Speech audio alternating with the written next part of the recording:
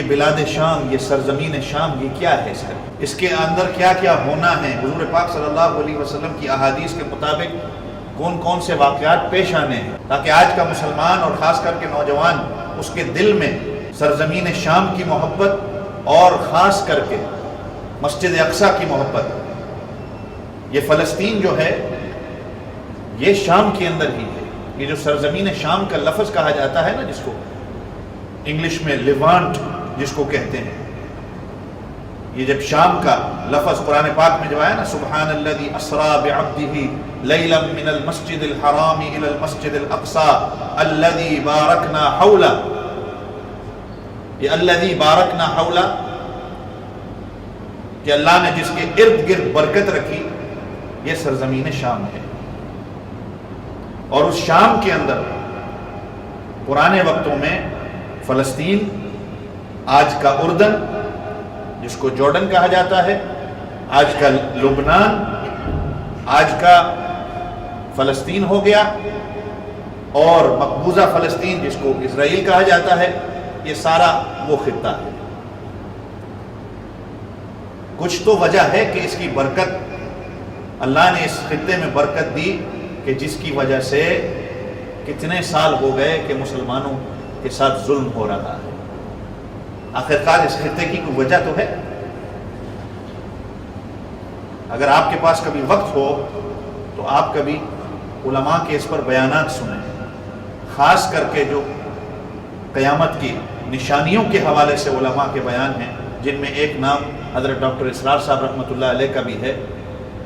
اگر آپ ان کا اسرائیل کے حوالے سے، فلسطین کے حوالے سے، مسجد اقصیٰ کے حوالے سے یوٹیوب پر بیان سننا چاہیں تو موجود ہے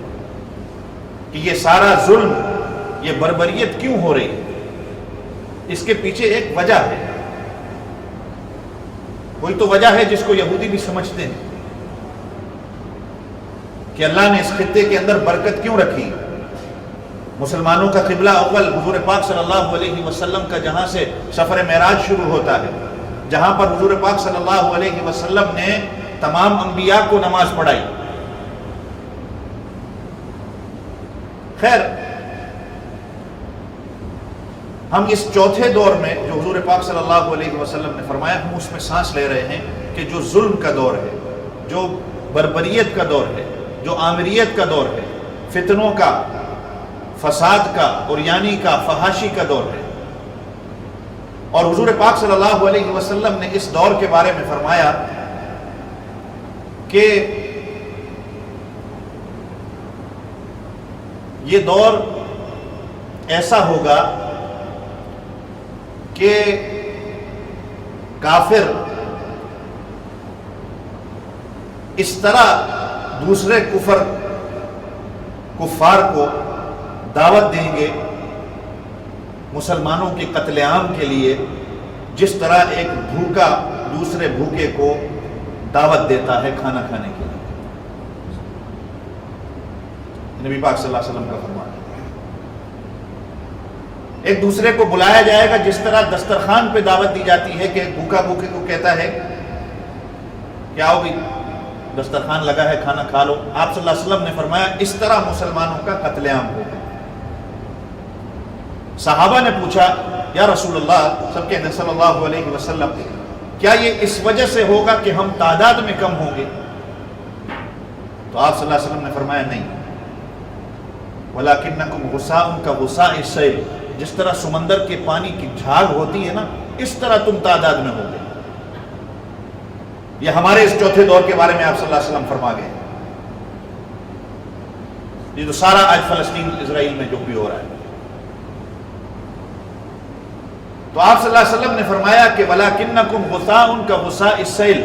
تمہاری تعداد اس طرح ہوگی جس طرح سمندر کے اندر جھاگ ہوتی ہے۔ تو صحابہ نے پوچھا کہ پھر کیا وجہ ہے کہ مسلمانوں کا قتل عام ہوگا، مسلمان فتنوں کے شکار ہو جائیں گے، ان کے مظلوم ہو جائیں گے؟ آپ صلی اللہ علیہ وسلم نے فرمایا کہ ان کے دل کے اندر ایک بیماری آ جائے گی، اور اس بیماری کا نام ہے الوہن۔ تو صحابہ نے پوچھا کہ آپ صلی اللہ علیہ وسلم سے یا رسول اللہ اس وہن کا مطلب کیا ہے؟ تو آپ صلی اللہ علیہ وسلم نے فرمایا وہن کا مطلب یہ ہے کہ مسلمانوں کو حب الدنیا و کراہیت الموت، دنیا کی محبت ان کے دل کے اندر آ جائے گی اور ان کو موت سے ڈر لگنے لگ جائے گا۔ اس کو کہا جاتا ہے وہن، کہ جب یہ میری امت کے دل کے اندر یہ بیماری آ جائے گی، اور مجھے تفصیل میں جانے کی ضرورت نہیں ہے کہ دنیا کی محبت کیا ہے اور موت کا ڈر کیا ہے، آپ ماشاءاللہ سارے پڑھے لکھے ہیں۔ تو آپ صلی اللہ علیہ وسلم نے فرمایا کہ جب یہ ان کے دل کے اندر آئے گی، اس وقت پھر ان کا قتل عام شروع ہو جائے گا۔ جس طرح دعوت دی جاتی ہے کھانا کھانے کے لیے کہ آؤ کھانا کھا لیں، اسی طرح دعوت دی جائے گی کہ آؤ مسلمانوں کی معیشت پہ قبضہ کر لیں، آؤ مسلمانوں کی معاشرت پہ قبضہ کر لیں، مسلمانوں کی زمینوں پر قبضہ کر لیں۔ تو یہ اس چوتھے دور کے بارے میں حضور پاک صلی اللہ علیہ وسلم فرما گئے، جس دور میں میں اور آپ سانس لے رہے ہیں، کہ ثم تکون ملکا جبریتا، کہ جب حکومتیں ظالموں کی ہوں گی، وہ ایک دوسرے کو کے اوپر ظلم کریں گے، آمریت کا دور ہوگا، فحاشی کا دور ہوگا، عریانی کا دور ہوگا۔